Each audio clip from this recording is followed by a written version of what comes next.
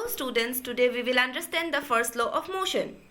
So, to understand first law of motion, at first we need to understand the experiment of Galileo, who was a scientist and he did an experiment. ठीक है, तो क्या experiment किया Galileo ने? We will know that.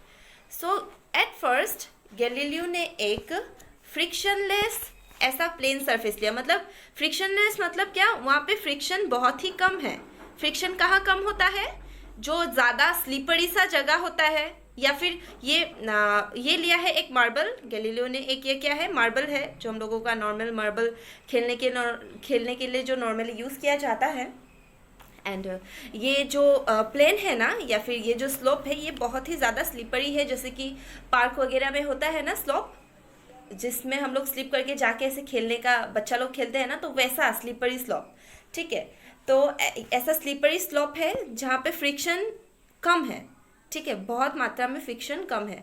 वैसे तो normal जो हम लोगों का रास्ता होता है वहाँ पे तो फ्रिक्शन बहुत ज़्यादा होता है, या फिर नॉर्मली जो फ्लोर होता है उसमें भी फ्रिक्शन ज़्यादा होता है, इसलिए हम लोग जल्दी स्लिप नहीं होते. बट ये जो फ्रिक्शनलेस स्लोप है ना, इसमें स्लिप हो जा सकता है. सो एक फ्रिक्शनलेस स्लोप कैसे बनाया जाता है? By using some lubricant. अगर ऐसा एक प्लेन में आप लोग अगर लुब्रिकेंट या फिर ऑयल आप लोग यूज़ करो तो वो बहुत ज़्यादा स्लीपरी नहीं हो जाता है क्या? तो वैसा सरफेस. सो अभी इसमें क्या किया हम लोग उसके बारे में जानेंगे. तो बेसिकली गैलीलियो ने क्या किया, एक मार्बल को क्या किया, यहाँ से रिलीज किया, मतलब यहाँ से छोड़ दिया. सो छोड़ने के साथ साथ क्या हुआ, वो मार्बल ऐसे ट्रेवल करके एक वेलोसिटी से, आप लोगों को पता है, आप लोग अगर बाइक या फिर साइकिल या फिर स्कूटी अगर चलाए होंगे, एनी अदर व्हीकल, अगर ऐसा स्लोप आता है तो क्या होता है, स्पीड हम लोगों का बढ़ जाता है कि नहीं, है ना? स्पीड बढ़ जाता है ऑटोमेटिकली. अगर आप लोग साइकिल चला के एक स्लोप को क्रॉस करने के लिए जा रहे हो तो उस साइकिल में आप लोग पैडल नहीं भी मारने से होता है ना? उस स्लोप वाला रास्ता में आप लोग अगर पैडल ना भी मारो तो साइकिल अपने आप ही एक स्पीड में जाते रहता है जब तक स्लोप रहता है ना? और अगर उठने वाला जगह हो, वहाँ क्या होता है, आप लोगों का साइकिल का स्पीड कम हो जाता है, या फिर आप लोगों को ज़्यादा एनर्जी अप्लाई करना पड़ता है कि नहीं? हाँ, जब आप लोग एक स्लोप से नामते हो, ये आप लोगों का डेली लाइफ का एक्सपेरिमेंट है. मैं ये मार्बल का एक्सपेरिमेंट आप लोगों को नहीं समझा रही हूँ. अगर if you imagine if you are riding a cycle and you find a slope and you have to come down the slope. So while coming down, the speed of the cycle increases. If you are not applying pedal, then also the speed of the cycle will increase. But while rising up, the speed will decrease, यानी कि आप लोगों को ज़्यादा energy लगता है ना? So basically क्या किया गैलीलियो ने क्या किया अभी वो देखेंगे. गैलीलियो ने क्या किया, एक मार्बल को रिलीज किया. रिलीज करने के साथ साथ when the marble rolls down the inclined plane, the velocity increases. Velocity increases मतलब ज़्यादा स्पीड में वो आने लग गया, है ना? वेलोसिटी इंक्रीज होना मतलब ज़्यादा स्पीड में आना. एंड यहाँ पे पहुंचने के बाद मार्बल फिर क्लाइंब अप करेगा, है ना? स्पीड में आ रहा है तो यहाँ से उठ जाएगा ना, डायरेक्ट क्लाइंब अप करेगा. एंड जब वो मार्बल क्लाइंब अप किया तो उसका वेलोसिटी क्या हुआ, डिक्रीज हुआ. ठीक है, वेलोसिटी क्या हुआ, डिक्रीज हुआ. सो ये जो एक्सपेरिमेंट है गैलीलियो ने ये कंटिन्यू किया. कि क्या समझ में आया कि जब marble when the marble is release from left, है ना, लेफ्ट से जब मार्बल रिलीज किया जाता है, it will roll down the slope and go up in the opposite direction to from same height from which it was released. यानी कि जितना हाइट से वो रिलीज किया था उतना ही हाइट में वो रोल डाउन करके ऊपर चला जाएगा. मार्बल जब यहाँ से हम लोग रिलीज कर रहे हैं, या फिर गैलीलियो जब रिलीज किया, तो उसको क्या समझ में आया कि वो जितना हाइट से रिलीज हुआ है उतना हाइट सेम हाइट में वापस वो चला गया. अगर इंक्लाइनेशन प्लेन अगर दोनों साइड का इक्वल है, अगर इंक्लाइनेशन प्लेन दोनों साइड का इक्वल है, यहाँ पे मैं आप लोगों को जो डायग्राम ड्रॉ करके दिखाई हूँ, इसमें का भी साइड सेम है, इसमें का भी साइड सेम है, तो दोनों का इंक्लाइनेशन प्लेन क्या है, सेम है. तो यहाँ पे क्या होगा, सेम डिस्टेंस जाएगा रोलिंग अप में, मतलब जब वो ऊपर जाएगा मार्बल तो सेम डिस्टेंस वो कवर करेगा. ठीक है. सो अगर हम लोग क्या करेंगे, जो ये इंक्लाइनेशन एंगल है इसको हम लोग राइट साइड में अगर हम लोग ग्रेजुअली डिक्रीज करेंगे, यानी कि ये अभी एंगल सेम है. हाँ, अगर हम लोग फिर एंगल कुछ यहाँ रख दिए, यानी कि जो ये वाला प्लेन है उसको थोड़ा हम लोग नीचे कर दिए, फिर उस प्लेन को फिर ग्रेजुअली हम लोग डिक्रीज करते गए, है ना? तो जब हम लोग डिक्रीज करते जाएंगे तो ये क्या होगा, मार्बल उतना ही हाइट ट्रेवल करेगा जब तक उसका ओरिजिनल हाइट जहाँ से छोड़ा गया था उतना ही हाइट, यहाँ पकड़ लीजिए ये 5 मीटर से अगर छोड़ा गया था यहाँ से यहाँ तक का distance, if the distance from the top to the bottom is 5 metre and the distance from here to here is also 5 metre, तो मतलब 5 मीटर अगर वो आएगा तो 5 मीटर वो वापस जाएगा, है ना। तो वैसा ही इसका सिचुएशन हो रहा था मार्बल का, मतलब ये कितना भी आप हॉराइजेंटल कर ले बट वो वही चीज दिखा रहा था। अगर right side of the plane ultimately horizontal, यानी कि पूरा इस प्लेन तक आप लोग कर लीजिए, मतलब पूरा ये जो राइट साइड है ये एंगल में था ना, ये एंगल एकदम पूरा इंक्लाइन ऐसा हो गया। अगर ऐसा हो गया तो क्या होता है, ये मार्बल पूरा बहुत सारा डिस्टेंस ट्रेवल करेगा जब जहाँ से वो रिलीज किया, तो वो ट्रेवल करते रहेगा। वो जो मार्बल आप लोगों ने यहाँ से छोड़ा वो ट्रेवल करते रहेगा जब तक कि वो ओरिजिनल हाइट जहाँ से वो रिलीज किया गया था वो हाइट उसको नहीं मिल जाता। That is the marble would continue to travel for ever trying to reach the same height it was release from before, यानी कि सेम हाइट जब तक वो नहीं पहुंच जाता वो ट्रेवल करते रहेगा। वो कोशिश करेगा मार्बल की जिस हाइट से वो रिलीज किया गया था उस हाइट तक वो पहुंच जाए। तो इस सिचुएशन में ना क्या होगा, इस सिचुएशन में हम लोगों को अनबैलेंस्ड फोर्स होना, मतलब कोई भी अनबैलेंस्ड फोर्स एक्ट नहीं करना पड़ेगा। अगर इसमें अनबैलेंस्ड फोर्स एक्ट करेगा तो क्या होगा, उस मार्बल का मोशन रुक जाएगा। सो इन केस अगर आप लोग ऐसे स्लोप में ट्रेवल करके साइकिल अगर इस प्लेन पाथ में फिर से आप लोग चलाते हो तो एक सिचुएशन में अगर आप लोग समझ लो कि यहाँ से आप लोग पेडल मारना छोड़ दिए हो तो यहाँ से क्या होगा, साइकिल पूरा स्पीड में आएगा एंड एक टाइम बाद वो यहाँ भी ट्रेवल करेगा, बट एक समय बाद अगर आप लोग फिर भी पेडल नहीं मारोगे तो वो साइकिल क्या होगा, रुक जाएगा। क्यों रुक जाएगा, क्योंकि वहाँ पे एक unbalance force that is frictional force act करेगा ना। फ्रिक्शनल फोर्स तो एक्ट करेगा वो साइकिल को रुकाने के लिए, जिस डायरेक्शन में साइकिल मूव कर रहा है उसका ऑपोजिट डायरेक्शन में फ्रिक्शनल फोर्स एक्ट करेगा। तो वहाँ पे ये फॉरएवर तक मतलब आपका साइकिल ट्रेवल नहीं कर पाएगा, यानी कि हमेशा कितना उतना डिस्टेंस तक ट्रेवल नहीं कर पाएगा जितना डिस्टेंस तक वो जितना हाइट से छोड़ा गया था साइकिल उतना हाइट तक पहुँच पाए। But in case of a marble if you take पूरा एकदम कंप्लीट आप लोग फ्रिक्शनलेस अगर प्लेन लेते हैं तो वो मार्बल तब तक ट्रेवल करने का कोशिश करेगा जब तक वो जितना हाइट से रिलीज किया गया था उतना हाइट तक ना पहुँच जाए, ठीक है। सो बट ये तो पॉसिबल नहीं है कभी भी एकदम फ्रिक्शनलेस प्लेन पाना हम लोगों के लिए प्रैक्टिकल सिचुएशन में पॉसिबल नहीं है।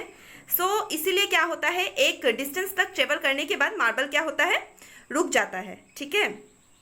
और ये जो फ्रिक्शनल फोर्स हम लोगों को पहले से ही पता है, इसको हम लोग कैसे मिनिमाइज कर सकते हैं, by using some sort of lubricant और by using a smooth marble. अगर मार्बल भी बहुत ज़्यादा स्मूथ हो तो उसका फ्रिक्शनल फोर्स कमाया जा सकता है। तो यही था एक्सपेरिमेंट कि अगर एक बॉडी को या फिर एक मार्बल को हम लोग रिलीज करते हैं from a certain height, it rolls down and its velocity increases and when it climbs up its velocity decreases, ठीक है।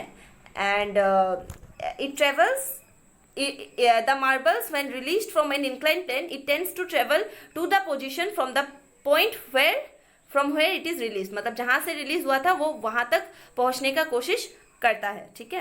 बट वो फ्रिक्शन होने के कारण वो वहाँ तक नहीं पहुँच पाता, एक पोजीशन में जाके रुक जाता है।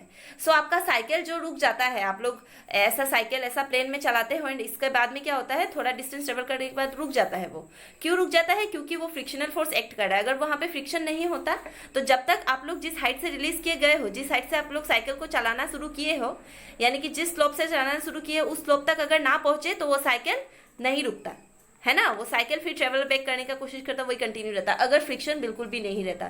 फ्रिक्शन होने के कारण क्या होता है, साइकिल एक डिस्टेंस ट्रेवल करने के बाद रुक जाता है। एंड ये था गैलीलियो का एक्सपेरिमेंट। सो गैलीलियो का एक्सपेरिमेंट तो क्लियर हो गया, इसके बाद में कैसे हुआ हम लोगों का फर्स्ट लॉ ऑफ मोशन उसके बारे में हम लोग जानेंगे। So according to your book the diagram of the Galileo experiment is given as following. So by Galileo ideas, Newton का दिमाग में एक आइडिया आया, है ना।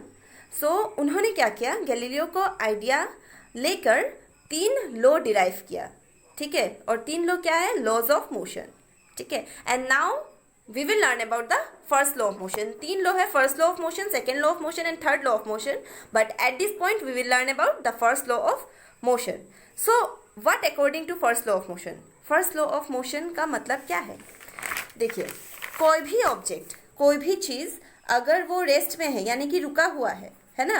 If an object is at rest यानी कि वो रुका हुआ है, और अगर ये एक ऑब्जेक्ट मोशन में है तो यूनिफॉर्म मोशन में है। किस मोशन में है, यूनिफॉर्म मोशन में है। अगर एक ऑब्जेक्ट इधर रेस्ट में है और यूनिफॉर्म मोशन में है, वो ऑब्जेक्ट हमेशा अपना जो ओरिजिनल स्टेट है उसको बनाए रखने का कोशिश करता है। वो क्या करता है, हमेशा अपना ओरिजिनल स्टेट बनाए रखने का कोशिश करता है। For example when you sleep, आप लोग जब सोते हो तो आप लोगों को हमेशा सोते रहने का ही मन जाता है कि नहीं? हाँ, आप लोगों को स्लीपिंग पोजीशन ही अच्छा लगता है, उठने के लिए मन नहीं जाता है। तो कुछ वैसा ही सिचुएशन है। आप लोग जिस आप लोग का नेचुरल स्टेट अगर यूनिफॉर्म मोशन में है तो आप लोगों को यूनिफॉर्म मोशन में ही रहने का मन जाएगा। अगर आप लोगों का रेस्ट में है तो आप लोगों को रेस्ट में रहने के लिए ही मन जाएगा, अनटिल एंड अनलेस एक एक्सटर्नल फोर्स एक्ट करे।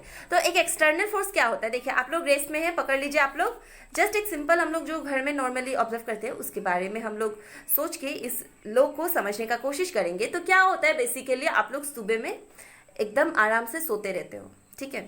तो सोते रहते हो तो फिर क्या होता है, आप लोगों को कोई जगाने आता है, पढ़ना है बोलता है, या फिर आप लोगों को खुद टेंशन होता है कि पढ़ाई करना है, एग्जाम है। वो एक्सटर्नल प्रेशर होता है। वो क्या होता है? External force. एक्सटर्नल फोर्स क्या है? इधर आपका अलार्म बज रहा है, इधर आपका पेरेंट्स जगाने आ रहे हैं, या फिर आप लोग डांट भी सुन सकते हो ज़्यादा देर तक सोने से। तो वो सब क्या होता है? एक्सटर्नल फोर्स होता है। वैसे तो आप लोगों का जो ओरिजिनल स्टेट है, रेस्ट यानी कि स्लीपिंग पोजीशन, आप लोगों को उसी में रहने का मन जाता है ना? एक्सटर्नल फोर्स क्या होता है? एग्जाम का प्रेशर, या फिर आप लोगों को कुछ होमवर्क है वो करना है, डर है कुछ करना है, तो वो सब होता है एक्सटर्नल फोर्स। लेकिन आपका ओरिजिनल स्टेट, आप लोगों को रेस्ट में ही रहने का मन जाता है, इसलिए सुबह उठने का मन नहीं जाता है। तो ये जस्ट एक बेसिक जो हम लोग का हमेशा होता है उसके थ्रू हम लोग समझने का कोशिश किए।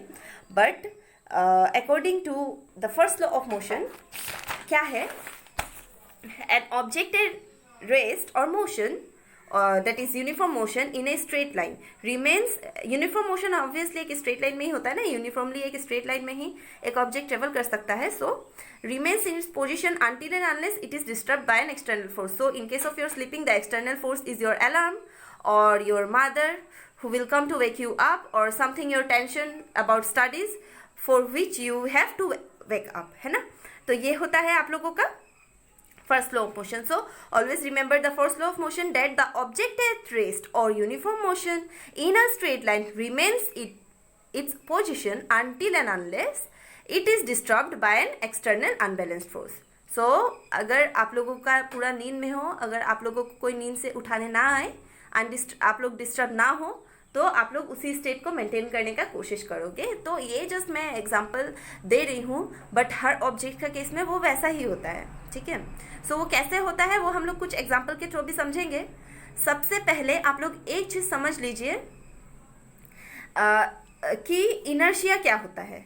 सो इनर्शिया क्या होता है? The tendency of undisturbed object to stay at rest और to keep the moving object in same velocity is called inertia, ठीक है? सो अभी देखिए इनर्शिया क्या होता है। इनर्शिया है ऑब्जेक्ट का टेंडेंसी, यानी कि ऑब्जेक्ट का कैपेसिटी उसका पोजीशन को मेंटेन करने के लिए। अब इसको समझने के लिए we will have to think of an example. Just think that आप लोग एक बस में उठ रहे हो, ठीक है? एक बस में आप लोग उठ रहे हो, बस में आप लोग पकड़ लीजिए, आप लोगों को सीट नहीं मिला एंड आप लोग डायरेक्ट खड़ा होके बस में जा रहे हो। आप लोग डायरेक्ट खड़ा होके जा रहे हो क्योंकि वहाँ पे सीट नहीं मिला आप लोगों को। तो ड्राइवर जैसे ही बस स्टार्ट करेगा, आप लोग तो खड़े थे, आप लोग सीधा खड़े थे, ड्राइवर बस अगर इस डायरेक्शन में स्टार्ट होगा तो आप लोगों का जो बॉडी है वो इस डायरेक्शन में थोड़ा चला जाता है। हुआ है कि नहीं? ये आप लोग बस में बैठे हो, आप लोगों का जब ड्राइवर बस स्टार्ट करता है तो आप लोग खुद पीछे की तरफ थोड़ा चले जाते हो, आप लोगों का बॉडी उस तरफ चला जाता है। वो क्यों जाता है? क्योंकि आप लोगों का बॉडी वो जो ओरिजिनल पोजीशन था, ओरिजिनल स्टेट था रुका हुआ, वो रुका हुआ मेंटेन करने का कोशिश करता है। और वो जो मेंटेन करने का कोशिश करता है उसके पास जो टेंडेंसी है, जो कैपेसिटी है उस बॉडी के पास, उसी को बोला जाता है इनर्शिया। समझ में आया इनर्शिया किसको बोला जाता है? ये तो हो गया बस स्टार्ट करने का समय में। अब पकड़ लीजिए, मैं और एक आप लोगों को एग्जांपल समझाती हूँ। इन केस आप लोग एक बस में बैठे हुए हो, ठीक है, और वो बस एक यूनिफॉर्म स्पीड में जा रहा है, ठीक है, यूनिफॉर्म स्पीड में स्ट्रेट लाइन में जा रहा है। अचानक से ड्राइवर ने क्या किया? ब्रेक मारा। तो ब्रेक मारने के साथ साथ क्या होता है? आपका बॉडी इस बार इस साइड में मूव करता है, फ्रंट का साइड में मूव करता है कि नहीं?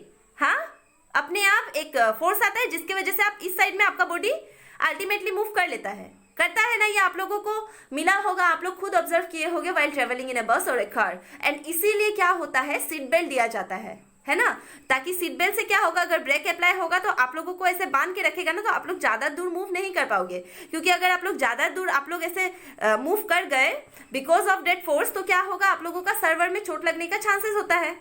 सो बेसिकली क्या हुआ, जब बस यूनिफॉर्म स्पीड में चल रहा था तो हम लोगों का बॉडी का टेंडेंसी इनर्शिया क्या हो गया था कि यूनिफॉर्म स्पीड में ही चला रहे। इसीलिए जब ब्रेक मारा तो क्या हो गया, हम लोगों का बॉडी ही खुद उस साइड चला गया, या फिर जब रेस्ट में था तो हम लोगों का बॉडी इस साइड चला गया कि रेस्ट में बना रहे। सो यही है टेंडेंसी, ठीक है, यही टेंडेंसी है और इसी टेंडेंसी को कहा जाता है inertia. So according to first law of motion, देखिए आप लोगों का ये बॉडी का क्वालिटी था कि नहीं, उसका ओरिजिनल स्टेट मेंटेन करने का, रेस्ट का स्टेट मेंटेन करने का। ठीक वैसे ही यहाँ पे जो मोशन का स्टेट है उसको मेंटेन करने का आप लोगों का बॉडी का वो क्वालिटी था, इसीलिए वो यहाँ से वहाँ थोड़ा हिला, है ना। तो ऐसा ही चीज हर एक चीज में ऑब्जर्व करता है, हर एक लाइफ का सिचुएशन में, रियल लाइफ सिचुएशन में भी आप लोग रिलेट कर सकते हो, ठीक है। तो इसी को बोला जाता है first law of motion. And also आप लोग फर्स्ट लॉ ऑफ मोशन को ये भी कह सकते हो, that is law of inertia, है ना। क्योंकि लॉ ऑफ इनर्शिया मतलब क्या, to maintain its state of rest और motion. And first law of motion states that its a body at rest और at motion remains in its position until and unless, जब तक वो कोई external force से disturb ना हो, ठीक है। तो ये first law of motion I hope कि आप लोगों को अच्छा से समझ में आ गया है, ठीक है। So in the next class I will describe this point, inertia and mass, and after that we will discuss this question and answers. So students, that's all for today. I hope you get this first law of motion. So thank you.